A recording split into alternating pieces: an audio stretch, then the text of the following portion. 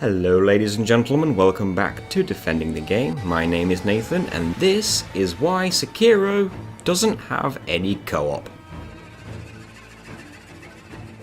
I feel like From Software had several reasons to not include co-op in Sekiro, whether it be wanting to take their ideas in a new direction, or simply just experimenting with new ideas. But the main reason that they wouldn't be able to include co-op in Sekiro is mostly due to scripted scenes. So scripted scenes are scenes that take place when you enter a certain area or a certain location that have to take place, like cinematic experiences. These scenes can't take place during co-op gameplay. You'd have to be by yourself.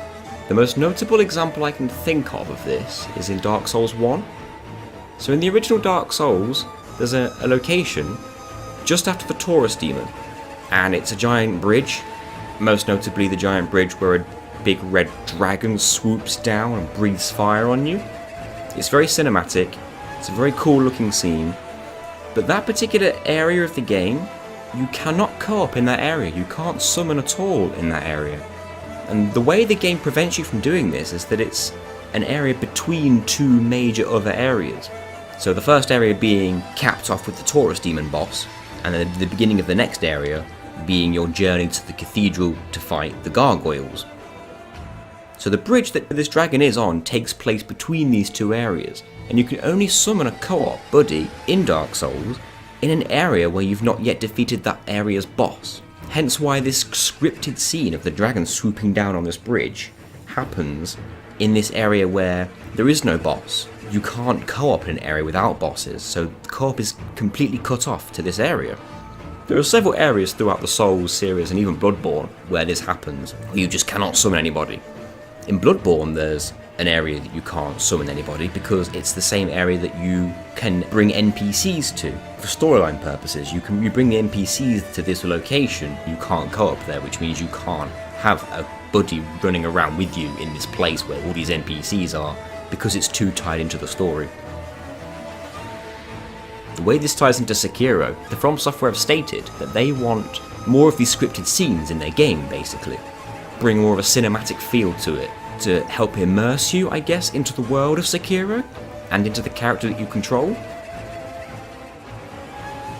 I feel like there's a bigger emphasis on the story in Sekiro, and that's probably the reason there's a lot of scripted scenes like that. You've probably seen in the trailers there's that giant snake that slithers around the forest, and you have to sort of stealth your way around it, or stealth your way into attacking it, that kind of thing. Imagine when you first see that snake, it's probably a scripted scene, a cutscene that takes place that introduces you to the snake. But also, that snake's, the forest that it's in, it looks like a big area. An area that you would likely be able to co-op in should co-op exist in the game at all. Which could ruin the scripted scene for you, because if a co-op buddy just runs off ahead and summons the snake, it would ruin it. Similar that it would do in Dark Souls 1 if that red dragon swooped down on the bridge. If you could have co-op in that area, your co-op buddy could just run ahead and trigger the scene without you even being there. You wouldn't get that cinematic experience. This could be your first playthrough of Dark Souls and you wouldn't get that. Sekiro is likely going to be full of these scripted scenes, maybe even one per area or every other area. And this is the direction From Software are taking Sekiro. They want these scripted scenes to feel more cinematic, to make you feel more immersed into the game, so that a better sense of relatability with the character you're controlling, and it just helps the overall experience. This is why I believe From Software didn't want to include co-op in Sekiro, because they're experimenting more with that idea. They probably have a lot of fun developing those scripted scenes as well, like with the giant dragon. So why not just fill their game full of those kind of things?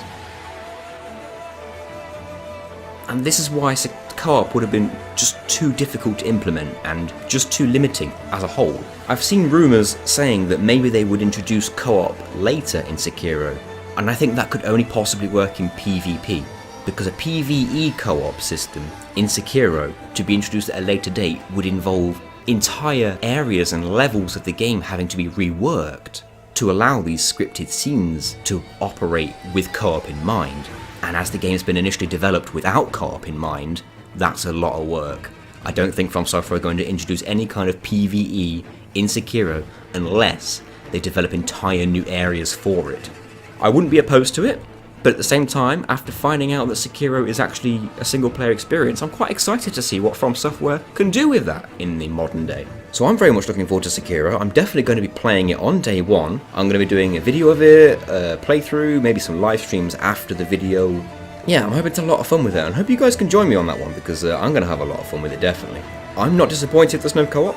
I think it's going to let From Software have a degree of freedom to show what they can do with a full single player experience to properly immerse you into the game. I'm hoping you guys can join me in seeing some gameplay of that when the game releases on Friday the 22nd of March. Anyway, I'm Nathan, this is Defending the Game, and I thank you for listening. I will hopefully see you again soon. Bye!